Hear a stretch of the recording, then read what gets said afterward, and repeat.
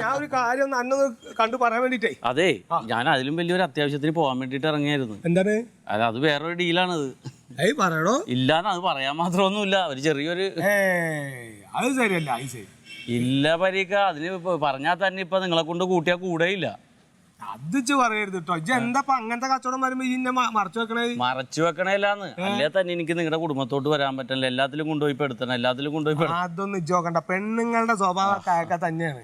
അവർക്ക് അറിയപ്പോ നമ്മള് പുറത്ത് ഓടി നടക്കണ കഥകളൊക്കെ. അതെ, വർത്താനം പറഞ്ഞിരിക്കാൻ നേരമില്ല. എനിക്ക് ഇത്തിരി ഫണ്ട് ഇല്ല. ഇജ്ജ് കാര്യം പറയടോ. ഇന്നെ കൊണ്ട് പറ്റാണ് എനിക്ക് ചെയ്യാനോ. എന്റെ പരീക്ക് ഇതൊരു വണ്ടി കച്ചവടമാണ്.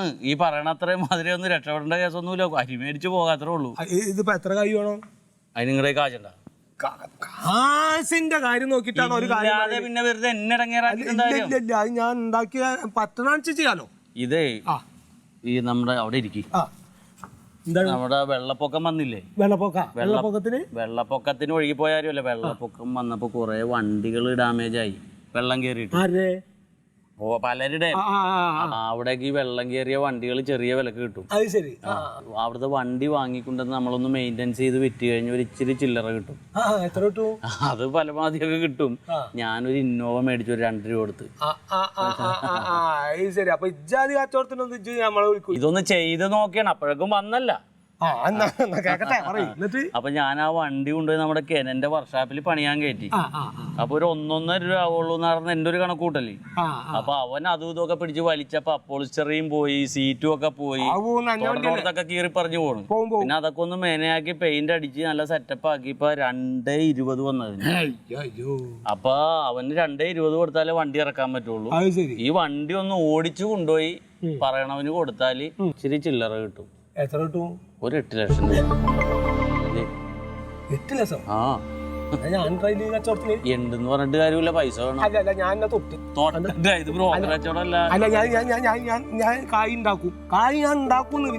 ഉണ്ടാക്കൂന്ന് പറഞ്ഞാല് ഇപ്പൊ 1.5 രൂപ അവന് കൊടുത്തിട്ടുണ്ട്. ഇനി 70 രൂപ കൊടുത്താലേ അവൻ വണ്ടി തരുള്ളൂ. അത് ഇന്ന് 3 മണിക്ക് മുമ്പ് കൊടുക്കാൻ വേണം. അവൻ വിളിച്ചോണ്ടേ ഇരിക്കണം നേരം വെളുത്തപ്പോ തൊട്ട്. ഇന്ന് 3 മണിക്കോ? ഇന്ന് 3 മണിക്ക് ഞാൻ 3 മണിക്കുള്ളില് 70,000 രൂപ. എന്റെ പരീക്ക മുതുകാള പശുവിനെ മെനക്കെടുത്തുന്ന പണി ചെയ്യല്ലേ. പറ്റുമെങ്കിൽ പറഞ്ഞ 70,000 രൂപ ഞാൻ തരും. അപ്പൊ ഞാൻ എന്ത് ചെയ്യണം? ഒരു കുറച്ച് നേരക്ക് തരും. ഒന്ന് ആസൂത്രണം ചെയ്യാം. വേഗം ആസൂത്രണം ചെയ്യും. പറ്റുമെങ്കിൽ ഞാൻ പുറത്തോട്ട് പോയി ആളുകളോട് ചോദിക്കണ്ടല്ലോ. വേണ്ട ആരോടും പറയണ്ട. എനിക്ക് 70,000 രൂപ ഞാൻ തരും. ഇജ്ജ് ഒരു കാര്യം ചെയ്യേ. ഈ ഉച്ചക്ക് മുമ്പിന്റെ കടയിലേക്ക് ഒന്ന് വരുമോ? അതിന് മുമ്പ് ആലോചിച്ചാണ് എങ്ങായി കടയിലേക്ക് വന്ന ഞാൻ സംഭവം റെഡിയാക്കി തന്നാ മതി. അപ്പൊ 3 മണിക്ക് മുമ്പ് എനിക്ക് 70,000 രൂപ വേണോ? അല്ലേ?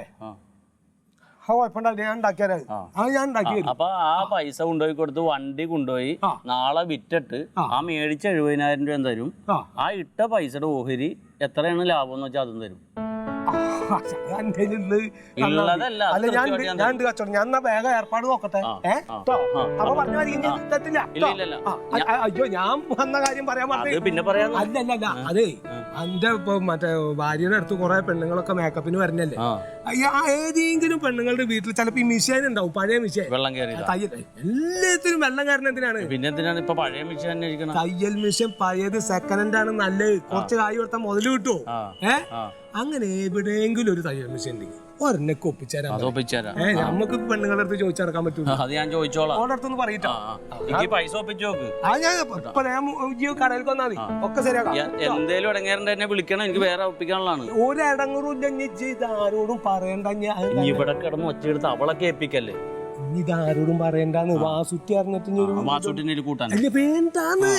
ഓൻ എന്തെങ്കിലും അഥവാ പറഞ്ഞാ വെറുതെ ഒരു വാട്ടീസ് അടിക്കാണ് നമുക്ക് കൊടുക്കാം. ഞാൻ കേട്ടോ. അപ്പൊ ശരി. അപ്പൊ ഞാൻ പറഞ്ഞ കടയിൽ പോയോ? വണ്ടിക്കാക്കി തന്നെ ഒന്നും വേണ്ട. ഞാൻ ശരിയാക്കാം.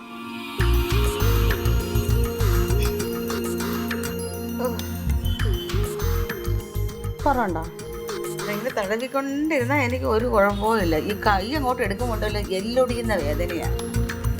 ചേട്ടാ നീ എന്നെ കൊണ്ടൊന്ന് പറയിപ്പിക്കല്ലേ. തടവുന്നെങ്കിൽ അങ്ങോട്ട് തടവുമല്ലോ. വരുന്നു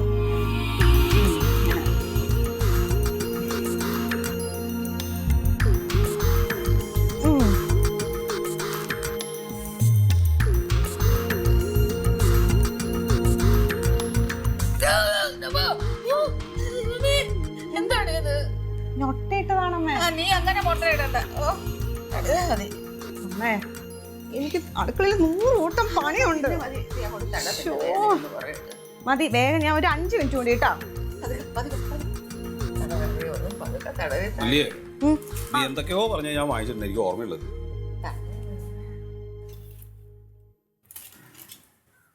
തടവിക്കൊണ്ടേ ഒരു സ്റ്റൂൾ എടുത്തോണ്ടിട്ട് ഇവിടെ വരുന്ന അങ്ങോട്ടും തടവുകയാണ്. ഇതെന്താ സംഭവം?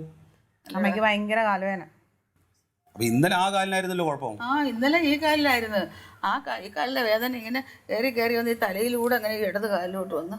ഇതെന്താ ബൈപ്പാസിലേക്ക് കൂട്ടണ? അവിടെ അവിടുന്ന് കളിയാക്കാതെ ഒരു തമാശ. എന്റെ വേദന എനിക്കല്ലേ അറിയാനൊക്കത്തുള്ളൂ. തടവ്. ഏട്ടാ എനിക്ക് അടുക്കളയിൽ 100 കൂട്ടം പണിയുണ്ട്. ഏട്ടനൊന്ന് തിരുമ്മി കൊടുക്ക്. ഇങ്ങോട്ട് മാറ്.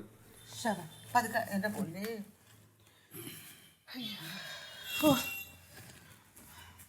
അയ്യോ എടാ, ഇത് തടിയല്ല, എന്റെ കാലാണ്. പതുക്കെ ഇതെന്താ ഇതിന് കുഴപ്പം? പതുക്കെ ഒന്ന് തടവ്. നീ നിന്റെ മരക്കൈ കൊണ്ട് തടവിയാലും നന്നായിരിക്കും. അതെ, അപ്പുറത്താരുമില്ലേ? ഇക്ക രാവിലെ പോണുണ്ടു. അല്ല, വാതിൽ കടഞ്ഞു കിടക്കും.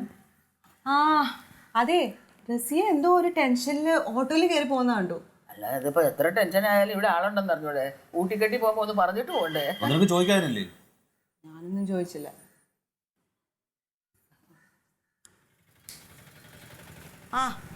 റസിയ